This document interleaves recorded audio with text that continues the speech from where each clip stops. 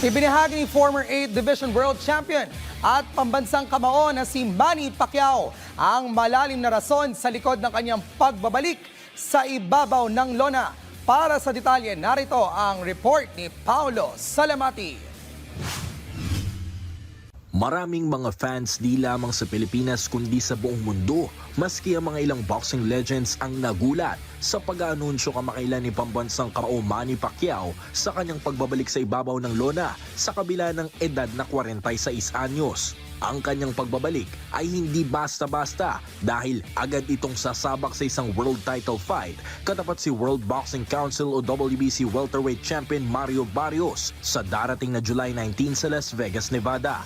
Taong 2021 pa huling lumaban bilang professional boxer si Pacquiao kung saan natalo siya sa kamay ni Yordenis Ugas at di kalaunay inanunsyo ang kanyang pagre-retiro sa nasabing sport. Nakitaan pa si Pacquiao nitong mga nakalipas sa taon sa mga ilang exhibition fights katapat sina DKU at Rukia Anpo noong 2022 at 2024. Pero binuhay lang pala nito ang kanyang diwa upang sumabak sa mas mataas na level ng kompetisyon at takuin ang titulo ngayong taon. Sa naganap na press conference ng laban ng Pacquiao Barrios kamakailan, ibinahagi ni Pacquiao ang pinangahawakang rason kung bakit napagpasya nitong buhayin ang kanyang professional boxing career. Boxing is my passion and I miss boxing for how many years? For years I stopped boxing. I always thinking boxing, and even my house I have a boxing ring, boxing gym, and I always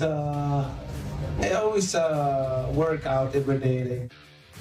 Sa kabila ng labanan sa pagitan ng dalawang magkaibang henerasyon, ibinahagi ni Pacquiao na asahan na sasabak siyang preparado kontra sa mas batang si Barrios. This, you know, with me how I prepare for a fight.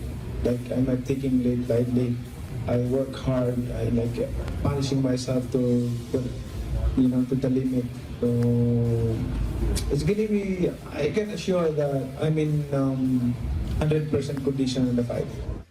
Sa ngayon, walang pahinga ang kampo ni Pacquiao sa pag-ensayo upang habulin ang kanyang timbang bago ang mismong laban sa darating na Hulyo. Paulo Salamatin para sa Atletang Pilipino, para sa Bagong Pilipinas.